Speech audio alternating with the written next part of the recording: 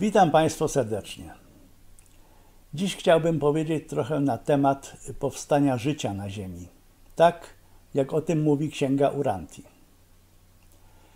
Istnieje kilka poglądów na temat powstania życia na Ziemi. Pierwszy to kreacjonizm teologiczny, który ideę stworzenia życia bierze wprost z Księgi Rodzaju, z Biblii, mówiącą, że Bóg stworzył świat i jego życie w 6 dni. Drugi pogląd materialistyczny twierdzi, że życie powstało w sposób naturalny, z materii nieożywionej, a gatunki biologiczne, w tym człowiek, powstały w wyniku ewolucji. Jest jeszcze trzeci pogląd, zwany kreacjonizmem ewolucyjnym, który twierdzi, że Bóg jest stwórcą wszechświata i człowieka, a teoria ewolucji jest obecnie najlepszym naukowym wytłumaczeniem zarówno różnorodności biologicznych, jak i podobieństw między organizmami żywymi. Ideę bardzo zbliżoną do tego trzeciego poglądu rozwija i wyjaśnia Księga Urantii, według której Bóg stworzył życie na ziemi i człowieka.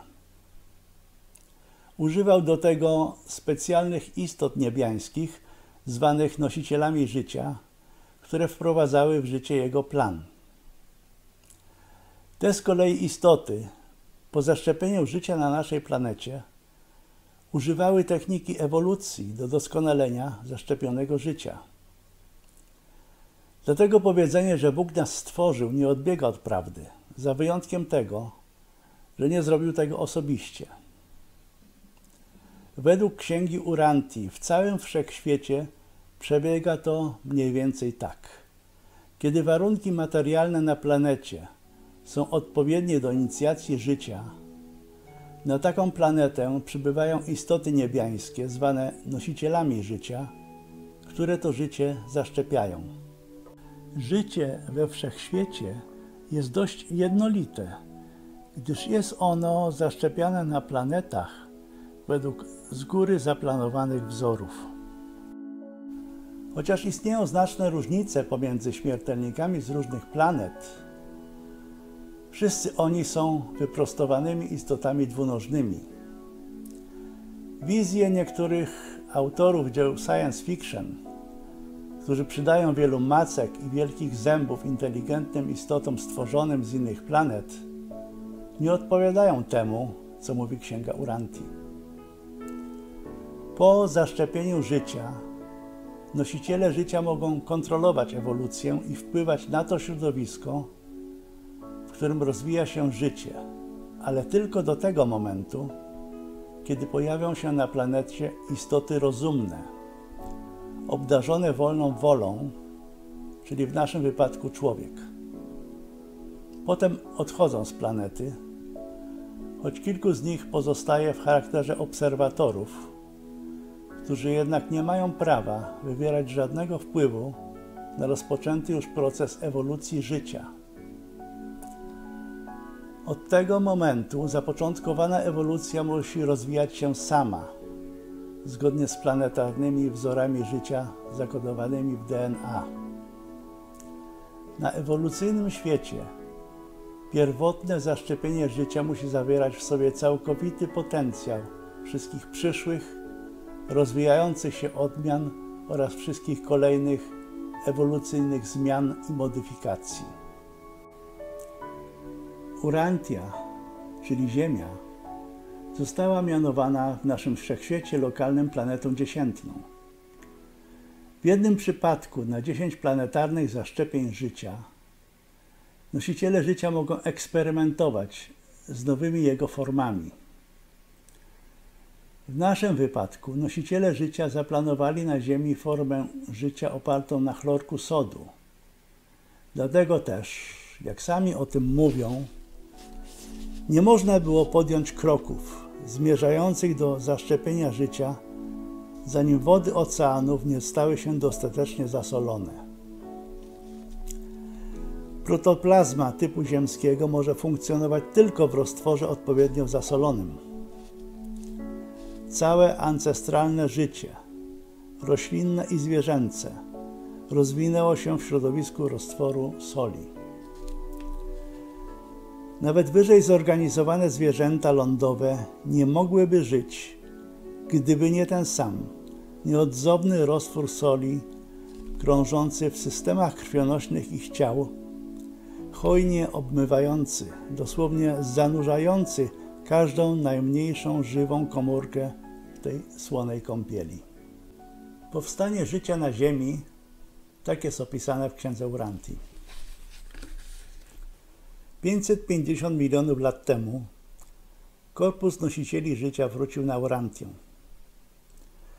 Zaszczepiliśmy prymitywne formy życia morskiego w osłoniętych zatokach tropikalnych mórz centralnych, w szczelinie rozłamującej się kontynentalnej masy lądowej, biegnącej po linii wschód-zachód. Zrobiliśmy 3 zaszczepienia życia morskiego, aby mieć pewność, że każda z wielkich mas lądowych będzie mieć to życie w wodach swych ciepłych mórz, kiedy nastąpi ich rozłączenie.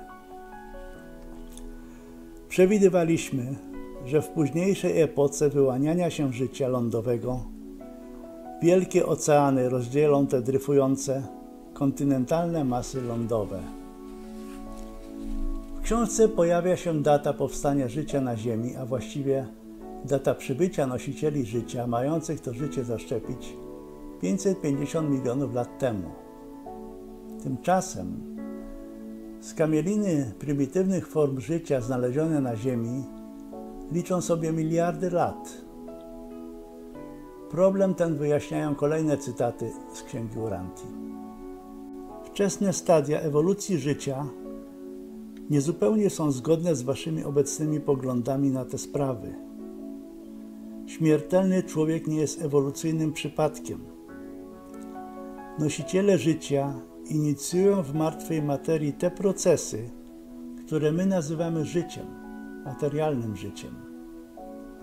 Czyli według autorów książki tylko to jest życiem, co zainicjowali nosiciele życia. Prymitywne organizmy, które być może powstały dzięki panspermii lub biogenezie, nie są zaliczane do życia. Tylko to DNA, które zaszczepiają nosiciele życia, zdolne jest wydać w procesie ewolucji istoty inteligentne i etyczne, z potencjałem nieśmiertelności. I to jest główny cel ich działalności.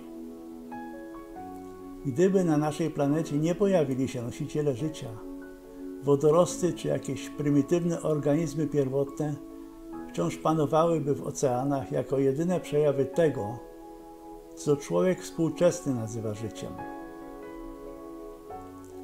Data 550 milionów lat temu pokrywa się mniej więcej z datą tego zdarzenia, które współczesna nauka nazywa eksplozją kambryjską. Eksplozja kambryjska to nagłe pojawienie się i różnicowanie większości głównych typów zwierząt, następnie utrwalonych w zapisie kopalnym.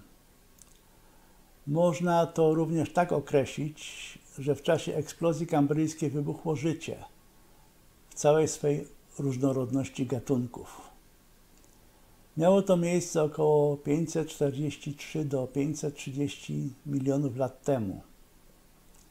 Nowe rodzaje skamieniałości pojawiły się wówczas masowo, na przestrzeni około 13 milionów lat. W ewolucyjnej skali czasu 13 milionów lat wydaje się być okresem niezwykle krótkim, a tak nagłe pojawienie się nowych gatunków zdaje się przeczyć stopniowej naturze ewolucyjnych zmian. Charles Darwin, twórca teorii ewolucji, uważał eksplozję kambryjską za poważne wyzwanie dla swojej teorii. Eksplozja kambryjska stanowi ewolucyjną zagadkę praktycznie od samego początku badań procesu ewolucji. Współczesna nauka rozważa wiele teorii na temat jej przyczyn. Oczywiście od przybycia nosicieli życia na naszą planetę do rozwinięcia się życia w oceanach do tego poziomu, aby jego skamieniałości mogły być dzisiaj zauważone, musiało upłynąć trochę czasu. Dlatego współczesna nauka datuje początek eksplozji kambryjskiej na 543 miliony lat temu. Nosiciele życia przybyli na Ziemię 550 milionów lat temu. I tak na marginesie, Księga Uranti nie używa nazwy DNA na określenie nośnika kodu genetycznego, natomiast mówi o zwoju niosącym życie. Podwójną, spiralną strukturę cząsteczki DNA odkryto w roku 1953. W czwartym odcinku tej serii filmów mówiłem o Adamie i Ewie oraz ich wkładzie w ulepszenie genetyki ziemskiej. Dodatek genetyki Adama i Ewy poprawia nie tylko inteligencję gatunku ludzkiego, ale wzmacnia również jego odporność na różne choroby. W książce tak to jest określone. Komórki ciał synów materialnych, czyli Adama i Ewy, oraz ich potomstwa są znacznie bardziej odporne na choroby niż te, które należą do istot ewolucyjnych, rodzimych dla planety. Wracam do tamtego tematu, aby łatwiej było zrozumieć to, co nosiciele życia mówią o swoich problemach w czasie kierowania ewolucją. Jednak w całej naszej biologicznej epopei największego zawodu doznaliśmy wtedy, gdy pewne prymitywne formy życia roślinnego wróciły do przedchlorofilowych poziomów bakterii pasożytniczych na szeroką i niespodziewaną skalę. Taki wypadek w ewolucji życia roślinnego spowodował powstanie wielu dokuczliwych chorób u wyższych ssaków, zwłaszcza u bardziej na nie podatnego gatunku ludzkiego. Kiedy zetknęliśmy się z tą kłopotliwą sytuacją, w pewnym sensie nie uwzględniliśmy trudności z tym związanych, ponieważ wiedzieliśmy, że późniejsza domieszka adamicznej plazmy życia może tak wzmocnić siły odpornościowe powstałe w jej rezultacie mieszanej rasy, że praktycznie uodporni ją na wszelkie choroby wytwarzane przez organizmy typu roślinnego. Jednak nasze oczekiwania się nie spełniły z uwagi na nieszczęście adamicznego odstępstwa. Tak właśnie powstały bakterie chorobotwórcze i wirusy. To nie było planowane. Jeden gatunek wirusa, COVID-19, narobił gigantycznego zamieszania na naszej planecie, niosąc cierpienia i śmierć dla wielu. Przeglądając wiadomości, natrafiłem na ciekawą rzecz.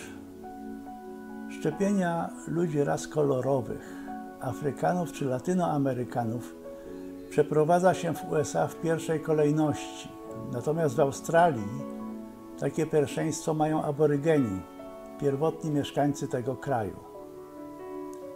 Okazuje się, że rasa biała jest bardziej odporna na COVID niż inne rasy ludzkie. Media różnie to interpretują. W Chicago 72% osób zmarłych na COVID to czarni Amerykanie, pomimo że stanowią oni tylko 30% populacji miasta. Otóż przyczyna tego zjawiska jest taka, że różne rasy ludzkie posiadają niejednakową domieszkę genetyki Adama i Ewy, która uodparnia na choroby. Potomków Adama i Ewy nazywa się w książce Adamitami. Kilka rozdziałów Księgi Uranti opisuje wędrówki i mieszanie się Adamitów z innymi rasami. Jednak według książki najwięcej genetyki adamicznej dostała rasa biała, ponieważ tysiące lat temu znaczna większość Adamitów poszła do Europy.